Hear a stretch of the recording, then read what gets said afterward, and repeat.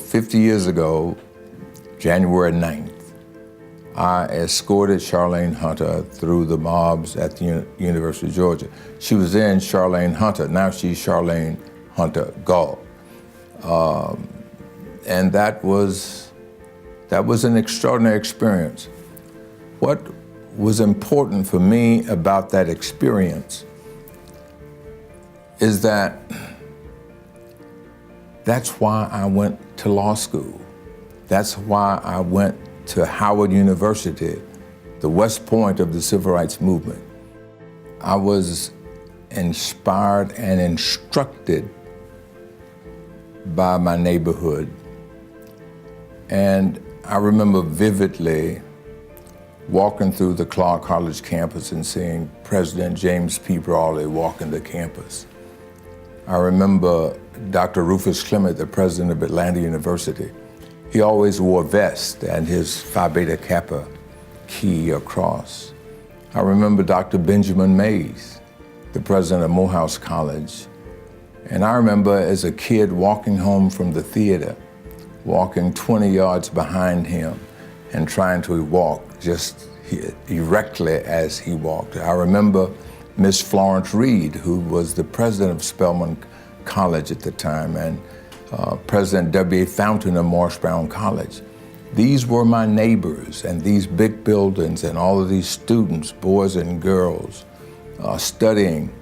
And what registered with me is that by moving to New York, I would be able to facilitate education for a lot of underprivileged black kids in these colleges. And that carried an awful lot of weight. When I came to the College Fund in 1970, the College Fund was in disarray. He called me and said, we've got some things here that aren't working very well. Some people have told me maybe you might be interested in this, it's education. I said, sure. I did appreciate the value of advertising and what it could do to bring the issue of black colleges in the UNCF to the attention of the American people. We did the work and got to a mind as a terrible thing to waste. Everybody was taken by this line.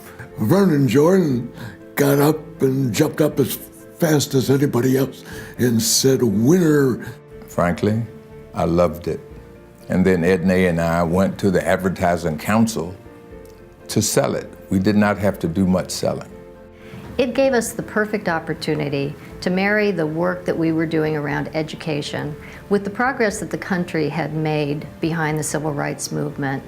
The American people were very receptive to a message about how they could help young African American students get a college education.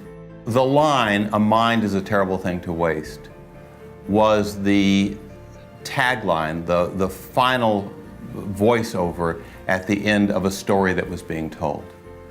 And you can't really separate the line, "A mind is a terrible thing to waste," from the context in which it was delivered. And so the first part of the campaign was that really, for the first time in American history, a story was told about the educational aspirations of African Americans. It got us into places, number one, that we'd never been, and into places that are always given, but at a minimum amount. And so we got back in to ask for the larger amount. What is interesting about my tenure with the United Negro College Fund is that it was the first time as head of the College Fund that I had gone into a corporate boardroom when I did not have on a white jacket, a bow tie, and a towel around my left arm. As a waiter in my mother's catering business, I saw a lot of boardrooms working for Mary Jordan Catering Service, but I was a waiter. But when I came to UNCF, I went in as the UNCF executive with a very strong message and with the understanding that these people in the boardroom, almost exclusively men in 1970, my view was that they put their britches on just like I did, one leg at a time. And I was confident that I had not only a good message, but the right message for 40 colleges and 40,000 students. And I think that the reaction of the Black community was very simple. Somebody is taking notice. One of the things that's very important to the Ad Council is the long-standing relationship over 40 years that we've had with UNCF and YNR. I think it really is the gold standard of how partners can work together to create social change. It's quite an extraordinary achievement, and the nice thing is the relationship that we have goes beyond any professional basis. We have people who've worked on this account for many years, and it's the most important social cause that we dedicate our resources to within the company globally. Maybe almost the best thing was meeting Vernon Short. Have so much fun, but also make things happen. We developed a lasting friendship, and that means an awful lot to me.